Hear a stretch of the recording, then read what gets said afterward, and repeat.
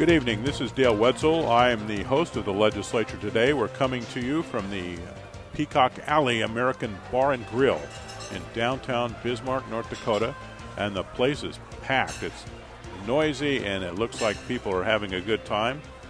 And so with that in mind, we'll get started on telling you what happened in the North Dakota Legislature today. There's a proposal to increase the amount of money that's put into state government pension funds that benefit state workers and a number of local government workers. This fund took a pretty substantial financial hit during the financial crisis of 2008. It's still recovering from this. The legislature approved 2 years ago a rescue plan that one of the elements of it is to put more money into the fund from employer and employee contributions. And this bill that the House Government and Veterans Affairs Committee examined today would have state government workers put an extra 1% of their salaries in the pension fund next year, 2014, and then another 1% and an additional 1% in 2015. And this would be matched by state government, the employer, in other words, the taxpayer, would be putting in 1%, an additional 1% in 2014, an additional 1% in 2015. And there's some sentiment in the House of Representatives to close off the pension fund to new hires and put them on a 401k style plan, which would not have a guaranteed retirement benefit, but it would be something that would be portable and something that a worker could use to save money. And if it wasn't all used at the end of the day, it could be transferred to someone else, willed to someone else. That is the advantage of a 401k plan, but the disadvantage is there is no guaranteed benefit such as a state pension offers. There were two large hearings in the legislature today. One of them had to do with humane treatment of animals. This bill would create a new felony crime of animal cruelty in North Dakota. If you're cruel to an animal, according to this law, you could be slapped in the hoosegow for 5 years and fined up to $5,000. Right now, there is no felony crime of animal cruelty in North Dakota.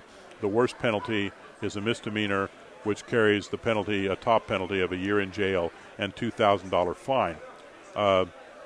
There was some debate at the hearing about whether the law is precisely written enough to be enforceable. There was an attorney from West Fargo who specializes in helping farmers with zoning issues, is what he said, and he was questioning whether the bill was so vague he was making the assertion that the bill was so vague that it perhaps could not be enforced because a bill, in order to be enforced by criminal prosecutors or state's attorneys, needs to be precise in what conduct is being prohibited so people can avoid violating the law. And if a law is too vague, that can be grounds for a judge to dismiss charges or say a law is unconstitutional because it's too vague to be enforced. And that is a question that the House Agriculture Committee will be working out as that bill goes forward. The other large hearing was about an outdoor heritage fund. It had a number of folks attending who were dressed in hunter garb, camouflage and caps and blaze orange and the sort of things that you see hunters wearing. There's two proposals for an outdoor heritage fund. One of them was advanced by Governor Jack Dalrymple. It proposes putting aside $30 million every 2 years out of state oil tax revenues for conservation projects, access to lands for sportsmen, and other water projects. The other proposal is a constitutional amendment which would carry much more money. It would allow for the Outdoor Heritage Fund to have as much as $200 million every 2 years. The first Outdoor Heritage Fund, the cheaper one, the $30 million one, would be run by the State Industrial Commission with help from an advisory board. The second one the one that would be a constitutional amendment and would have up to $200 million every 2 years, would be run by a board that would include the governor and the agriculture commissioner, the game and fish director, the parks and rec director, and four legislators. Four legislators, and that 10-member board would also have an advisory board to advise it on what projects to approve. We will see how the Senate Natural Resources Committee deals with those two proposals. There was also a bill which has got quite a bit of discussion in the Capitol today about whether to raise speeding fines. This bill raises some speeding fines, but not all of them. And North Dakota is rather famous, if that's the word, for its low speeding fines, and there's quite a bit of sentiment in the legislature to keep those. But the thing that this bill would do, it would allow local cities that have their own traffic ordinances to raise their speeding fines and their fines for non-moving violations, such as running a stop sign or running a red light. It would allow them to raise those fines beyond what the state charges. Right now, under current law, a city cannot raise its speeding fines or its fines for running a red light or driving without your seatbelt or that sort of thing beyond what the state charges. According to this bill, it would allow cities to charge twice the speeding fine that the state charges if a person is pulled over in the city limits, and if a person runs a stop sign or fails to wear a seatbelt inside the city limits, that person's fine could be tripled rather than doubled. So it would allow cities to double the speeding fines and triple the fines for other traffic violations, such as running a red light. That bill is going to get some work in the Senate Transportation Committee. There's some dissatisfaction with parts of it, mainly because depending on which branch of law enforcement pulls you over, your fine could be different. Whether the highway patrol or the sheriff or the city police pull you over, your fine could vary, and that is a little kink that I think will probably be worked out in the future. Our second hour of the legislature today is brought to you by the North Dakota Corn Growers Association, and we have with us on the phone the director of the Corn Growers Association, Mr. Tom Lilja. Welcome, Tom. Hey, good evening. How are you? Very well, sir. And what's going on in the Corn Growers Association these days? Well, we just completed a big annual meeting here 2 weeks ago. We had a very good turnout. We also had a very nice article on Tuesday's Fargo Forum talking about how the value of North Dakota crops has nearly doubled in 2012, and right at the top of the list was corn. And why do you think that corn is so much more valuable these days than it has been? Well, I mean, it's primarily been a force of the market, primarily because of ethanol consumption. And as luck would have it, we survived a drought this summer, and the rest of the Midwest did not. So we've had some very favorable market prices with all crops. What has the price of corn been recently? Right about that $6.50 to $6.80 cash for old crop. New crop has been hovering right around that $5 cash mark. Why is it that there's that difference between old crop and new crop in the price? Because the market thinks that the market is making the assumption that we will get the crop next year. Even back in 1995, we had a huge run-up in prices, and at that point in time, the old crop price in July ran.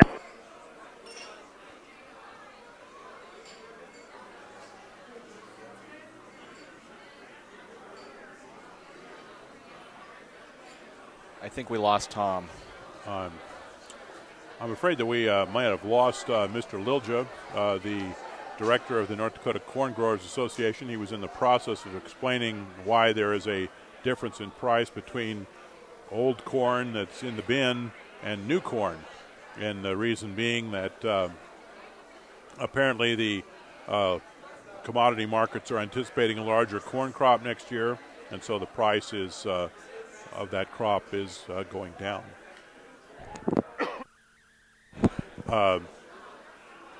We could talk some more about what happened in the legislature today. Actually, it might be a good opportunity to speak about what's going on in North Dakota's higher education system.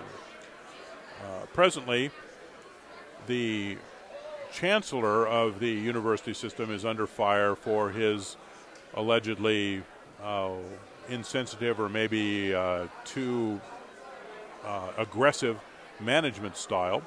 The North Dakota Student Association has approved a motion of no confidence against the chancellor. His name is Ham Shirvani.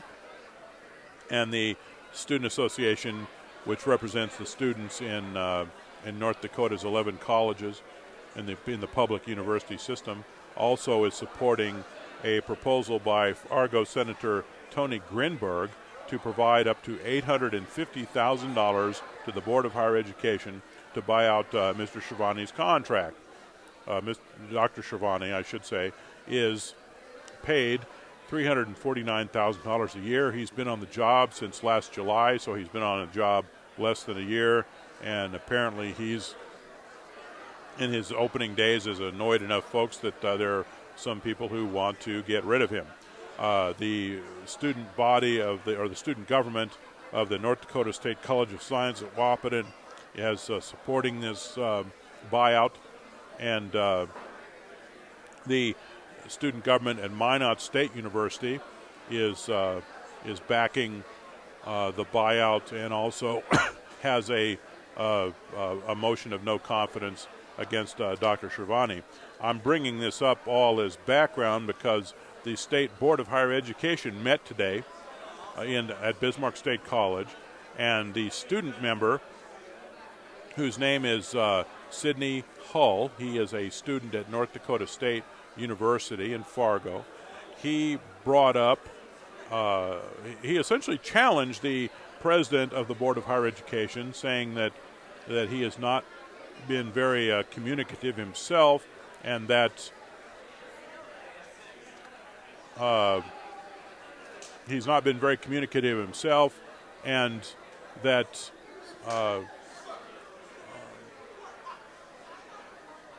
he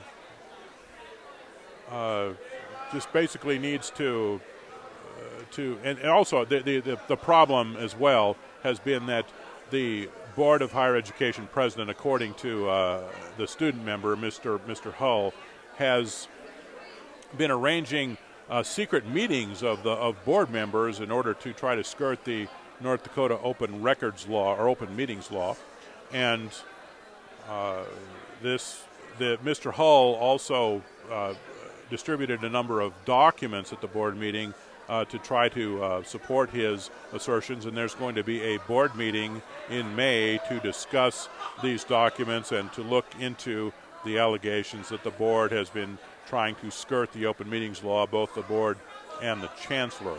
Well, we did lose, I'm afraid we did lose Mr. Tom Lilja, the director of the North Dakota Corn Growers Association, but we have, as a willing and able substitute, Senator Joe Miller. He's a Republican from Grafton, and Joe,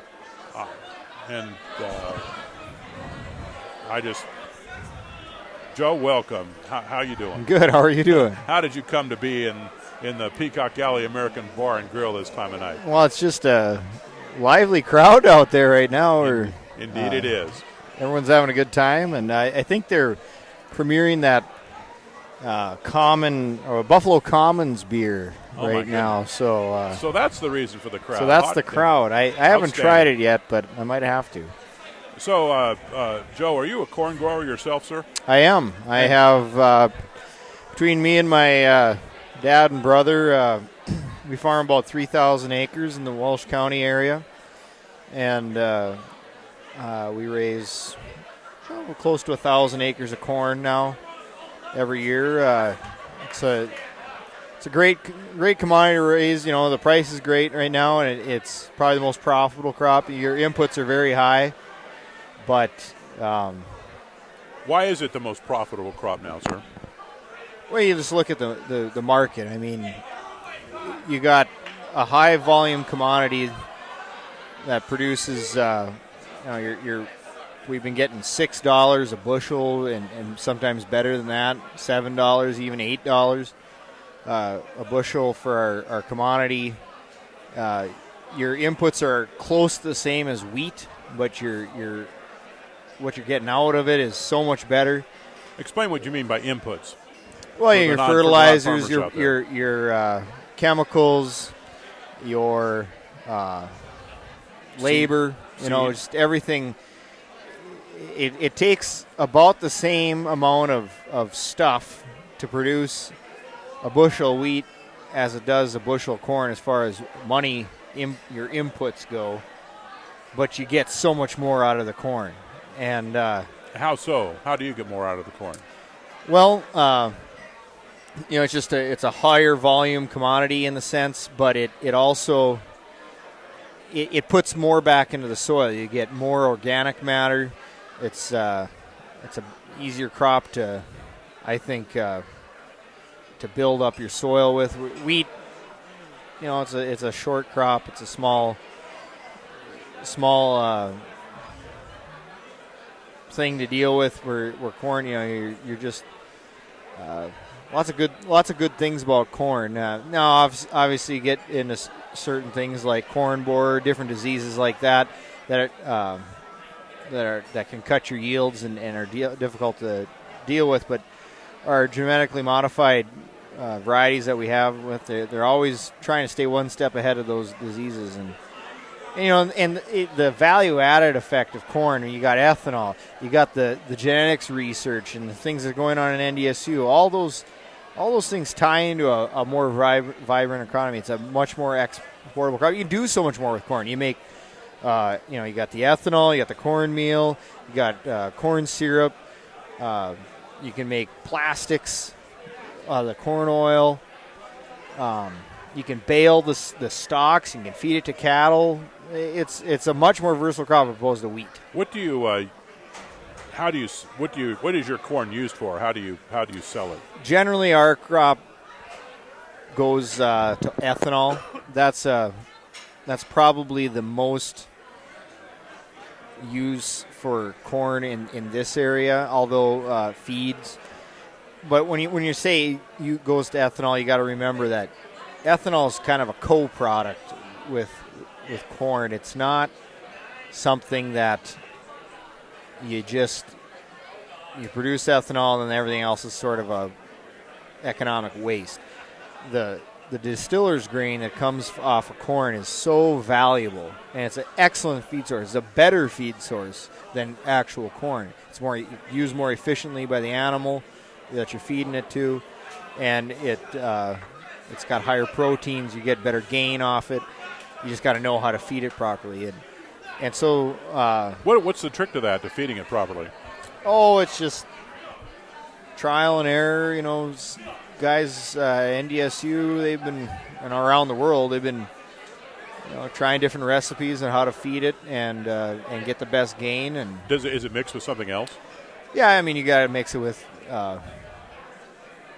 hay and whatever you feel you need to mix it. A lot of pellets, things like that. It gets thrown into probably they probably mix it with alfalfa pellets and wheat pellets, things like that. For how long have you grown corn, Joe? Our family, actually, in our area, we've been growing corn for many years, for silage and what have you. But we've actually still been growing grain corn for a long time, much longer than a lot of other people, which has always been a gamble up in the Northern Valley. I mean, Tom Lilja and I always say real men grow corn in the North Country because your risk of frost is very high and you can lose your crop in a big hurry. And, we talk about a quarter section of land. You're going to throw about $60,000 into the ground and hope it grows and produces a profit. Well, that that big white combine comes along and wipes out your crop through hail or early frost or a late frost can kill your crop too. You're always buttoned up against, but that's the technology and beauty part is we're always trying to figure out ways to shorten the growing season and improve that. So how common is corn growing up in your area, and describe where your area is? I'm up in the very about 40, 50 miles from the Canadian border, south of the Canadian border. There, we're in the Park River Grafton area, north of Grand Forks. It's getting further north than us. It used to be Highway 200 used to be kind of that cutoff point. People didn't really grow corn beyond that, but it's turned into little Iowa up there. I mean, it's corn everywhere. Corn and beans. That's the main thing. And does the most of the corn go to ethanol? Ethanol and distillers? I'd assume so. I mean, we lost that ethanol plant in Walhalla, and a lot of it went there. Although there's buyers like in Park River, we just had a new ADM partnered with local elevators to build a new grain terminal, Walsh County Grain Terminal. I mean, we're talking 1.5 million bushel capacity there, plus a big turnabout for the shuttle train. Huge capacity. You got Columbia Grain, which operates in the area. They are owned by some Japanese. I think a lot of that ends up that way. I think they use that for cattle feed. Mm-hmm. It goes to different uses, but I think it's still primarily going to ethanol. Okay. We're talking to Senator Joe Miller. He's a Republican from Park River, just reelected last year, and he is a corn farmer. And this hour of the legislature today is sponsored by the North Dakota Corn Growers Association. We also have on the telephone Mr. Tom Lilja, who is the director of the North Dakota Corn Growers Association. We lost him for a little bit there during the show, but I understand he's back on, and we'll be talking to him in the second half hour of our show. In the meantime, Joe came rushing up to fill in for Mr. Lilja, and we're grateful for him for doing that, and we hope he sticks around because it's interesting to talk to him about corn farming. Thank you very much, and we will be back shortly.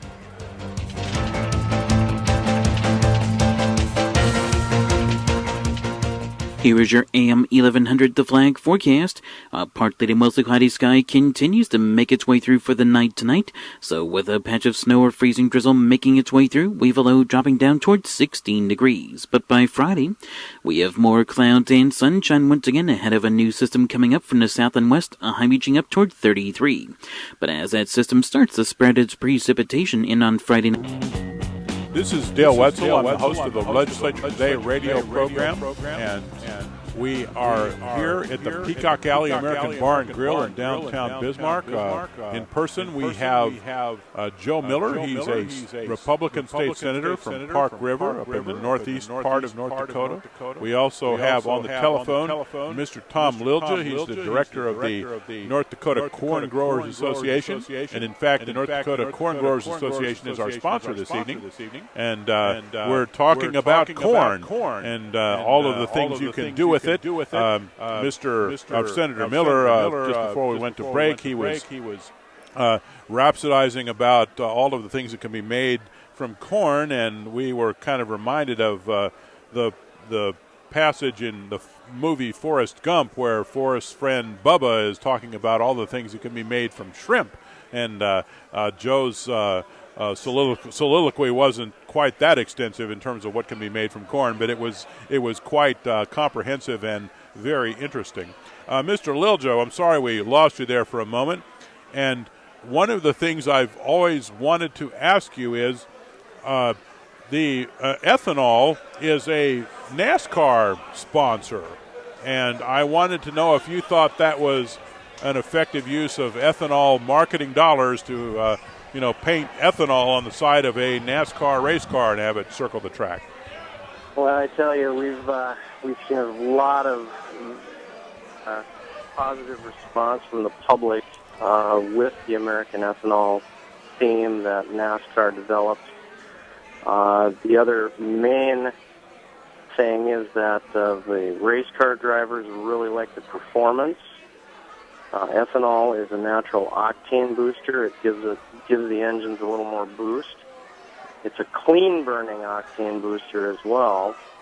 And these guys have put on over a couple of million miles of racing with E15 in the last few years, and they have not had one mechanical problem. So contrary to what you may hear in the press, the E15 promotion has been very positive and very good for the National Corn Growers Association. And it really was a big step for us. We've never really had to go through professional sports agents. It was a very difficult challenge for NASCAR as well because, they hadn't really had somebody do a sponsorship dealing with the fuel. So it was a learning curve on both parties, but it's been a very, very good promotion. And part of it, a big part of it, is just getting those parts of the country that are not traditional Corn Belt areas, to have those consumers look and view ethanol favorably. Mr. Lilja, is ethanol widely used in the South? I'm thinking that NASCAR is obviously big in the South. That's where the sport really comes from and where its strength is. Is it useful in promoting the use of ethanol in the South? It does depend on a state by state, Dale. Different states have a few different regulations, but overall, E10 is the federal. You can go up to E10 federally. So most states in the union have accepted that as accepted the federal law. And the NASCAR cars run on E15, did I understand you correctly? Yeah, every one of them for the last 2 driving seasons has been running on E15. Does that help the car to run help it to run cooler too, at less high temperatures? Yes, ethanol is also a natural coolant. And a lot of guys, and not to confuse you with E85, some people will get this confused, but when you go up to a normal gas pump, you'll see these numbers. You'll see 87 or 89 or 91, and what those numbers are is your octane rating. And what a lot of the refiners have done lately is they've lowered their octane rating, and they've just added E10 to boost that back up. In our region, you're required to have 87 octane. In the western areas of South Dakota and a little higher elevation, you're required to have 85 octane. So the nice thing about ethanol is that it gives that extra boost of octane that is required in engines. And it is cooler burning, and it is cleaner burning. And for how long is there an agreement for this car to carry the American Ethanol logo? Do you know? The National Corn Growers Association signed a 4-year contract, and this was 2 years ago, so we're halfway through it. We do have some clauses where we could potentially get out of it, but honestly, we had a drought this year. We had a lot of corn states whose budgets were down, and a lot of other corn states who had halfway decent budgets kicked in. We all viewed this as a very critical promotion for our industry, and the National Corn Growers also have corporate sponsors that such as seed giants like Monsanto, companies like John Deere, who have also partnered in this effort. So it was a tough year, but we all really collectively decided that this was a very important thing for us. How much does it cost? It's kind of private. Okay. Okay. Let's just say it's a lot. Is it six figures? It's over 4 years. You can imagine it's quite high. Okay. But from what I'm getting from you, though, is that the members are quite pleased with the investment. They are. Honestly, there was a little bit of political motivation to this. We felt that with the loyal NASCAR fan base, that we could make some inroads politically with the southern delegations. What do you think that's indeed been the case? Well, I think it's helped. We've seen some internal polling. The NASCAR fan base is a very, very loyal fan base. I've actually been quite amazed at some of the statistics that I've seen, but the overall favorable rating of ethanol before we started this promotion and 2 years into it, those numbers have jumped from 30% favorable to 64% favorable. So it's really been good, and there are more NASCAR fans than football fans, if you can believe that. Yeah, the reason I asked about whether it's helped you in the South, I was referring to whether it's increased ethanol use in the South. But as I understand what you just said, one of the objectives here is to give folks a better opinion of ethanol if indeed they had one at all in the first place, and apparently that objective has been accomplished. That's exactly right. I mean, a lot of people might have been neutral, and we're just trying to move that needle to a positive side. One of the things I wanted to ask about as well, sir, is what is the state of the high fructose corn syrup industry right now, and how crucial is that to the health of the corn grower industry generally? Well, we certainly support high fructose corn syrup. Those guys have been getting beaten up in the press. It seems like every dietitian is coming out and claiming that it's a bad thing, but quite honestly, sugar is sugar, whether it's coming from corn or whether it's coming from sugar beets. Senator Miller, what issues are there in the legislature this year that are important to corn growers specifically? Right now, I think the industry is sitting pretty good in itself. I know as a grower and as a politician, we're not seeing a lot of activity in my ag committee. But what we're seeing it is in the transportation committee, the appropriations committee. We want to see the infrastructure in the state built around the needs of this high volume commodity. I mean, it takes a lot of truckloads, big trucks to move the crop from the field to market, and that's the main thing. We want to make sure that the bridges, township roads, that they're held to that needed standard. And you get a muddy road in the middle of the fall and a low weight bridge, and you drive over it and it collapses.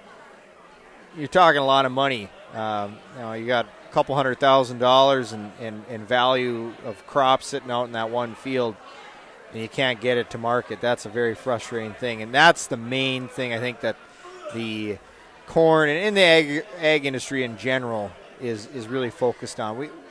We're sitting okay. Leave us alone, but help us get these roads going. Do you think that the legislature thus far has done a good job in terms of putting a high enough priority on road construction and maintenance and putting money in to accomplish that goal? Absolutely. I think what we've done so far is historic. It's unprecedented. We've already passed a road funding budget to help not only oil country, but $100 million into non-oil country, $15,000 to every township. That's huge. That's a great start, and we're not even done yet. We're going to come with another transportation package here before the session's through. And that's what we need to do. We got it out early so that they can start the bidding process and try and save the taxpayers some money. And I think I'm pretty proud of what we've done so far. And I guess that that Tom would echo the same. Back in your home district, Senator Miller, first of all, describe to us the area that you represent, and also what are the folks back in your district telling you about what their satisfaction or lack thereof of about what the legislature is doing, what they're paying attention to, and what they think is important? Property taxes has been that high point of conversation for years now. They want to see money put into trying to buy down those mills and keep their pocketbooks full. And so tax reform, tax relief is a high priority of the people in my district. I think they want to see the transportation thing taken care of. I know, one point of consternation with people, and as I'm going back home and I'm talking to constituents, often the oil tax proposals get brought up, and people hear that and they kind of feel like, why are you doing this? And when I explain to them that this is not a tax cut, this is a tax restructuring, this is about trying to save the state of North Dakota money so we can continue to make these investments in roads and education and keep buying down mills and for the future, because we have so much to lose if we don't prioritize this oil tax plan, because if these triggers come on, the state will be out billions of dollars in a hurry. Do you think that there's really much of a possibility of that realistically, the triggers coming back on? Well, just a few years ago, we were down below that $50 mark, and it's probably less likely right now in the short time, but we don't know what the future leads, and the dollar is kind of an uncertain thing. The state of the federal government's certainly uncertain. The state of the world economy is very uncertain. We could see a total crash and be in a real hurt bag. One of the things that you're interested in as a legislator in terms of sponsoring bills has been tax bills, specifically the flat corporate tax bill is one that you had. Could you just explain why you thought that was important to restructure the corporate tax along the lines that you wanted to? I think, particularly with the corporate tax, you're dealing with an entity. It's not an individual. Corporations, the way they do business is they pass the money back to their policy or their shareholders, and it's important to recognize that it's that different type of entity, and sometimes corporations make a lot of money, and sometimes they make nothing, and sometimes they make it look like they make nothing. And so I think a flat tax, especially in the corporate world, 30-odd states do a flat tax as it is right now. The bluest of blue states do flat taxes. And so I think in that capacity, it creates a level playing field. If we got rid of all these incentives to favor one corporation over another, I think that's what we want to do. We want a level corporate playing field so that all these businesses and companies can equally compete. Mr. Lilja, one of the subjects I wanted to raise with you as well is crop insurance. To what extent does the federal crop insurance program need to be improved, and what sort of improvements in your judgment need to be made, if there are some that need to be made? Well, the federal crop insurance certainly has become the backbone of the safety net. It's a public-private partnership. Just about every farm group that is out there supports federal crop insurance, with the exception of the South. And why is that? They have peanuts and rice. It's a different animal. It's too long to get into in an hour segment here. Okay. But overall, the most important and most critical element of farm policy has become crop insurance. They did make some very good improvements back in the 2007-2008 law that included moving more towards enterprise units and increasing some of the subsidy levels for those. That was a very good improvement. We've always got challenges with the program, in terms of administering. We have different issues. One of the biggest things the corn growers spearheaded was a re-rating process. And that was a very fascinating, very interesting review.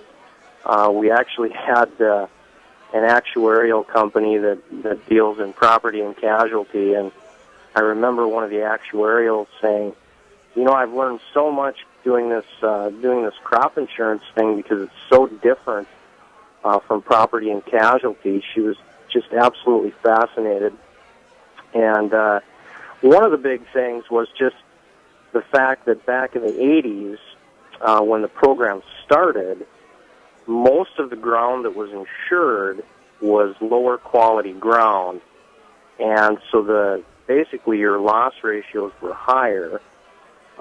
Through the 90s and into the 2000s, many more farms have come into using federal crop insurance as a risk management tool, and so we've just got a lot more participation now. And one of the issues was the government was going back to those old formulas, and their weighting scale was a little bit off. And for example, they were still using 1988 drought scenarios, where the government said a catastrophic loss ratio would be at 12, and that would still be attainable in today's world. Well, we had a catastrophic drought in the Midwest this year, and those loss ratios are going to be under 6. It's almost impossible to get a 9 on this weighting scale in today's world. So one of the big things was just doing a structured re-rate of the program. The actuarials found that there really was a big break prior to 1993. So one of the big things was to do a 20-year rolling average, and that certainly has helped. We think it's been a definite improvement in the rating structure. We have a few issues in North and South Dakota with the prevent plant that's part of that risk management crop insurance policy load. So there's a few things we can improve on, but overall, the farming community is very, very supportive of crop insurance. How difficult will it be to get the sort of changes that you need? Well, it's never easy, but the primary thing, and again, it kind of goes back to this whole weighting scale. Corn and soybeans, combined, corn is about 95 million acres, soybeans right around that 90 level. So you take, basically 170, 80 million acres of two primary crops. And part of the issue is we're the two crops that are paying an awful lot of the premiums and the subsidies. And we feel sometimes, we know that some of these ratings are awfully high on a basis, given the amount of acres and given the amount of risk that's spread. When you say the ratings are high, what does that mean? I mean, does it mean the insurance costs more, or what does it mean? It means that the insurance costs more. Prime example, and this is part of the structure rating from the government that's the problem. Let's just say you had 1,000 acres of corn in your bin, and you sold 1 bushel of that 1,000 to a specialty bird seed guy for $10, and the other 999 bushels for $4. The government would basically say your average price is $7. And, that's kind of what I'm getting at on the weighting side of it. Okay. They're not weighting the full amount of acres equally. And that's one of the problems. That was one of the things that was addressed with this re-rate back in, that continuity break prior to 1993, because they were basically saying that, back in 1988, we had a whole bunch of male teenage drivers, running around the countryside getting into accidents. And what they're saying is now that these male teenage drivers have grown up and they're 40 years of age or older, they're still rating them like they're getting into vehicle crashes all the time.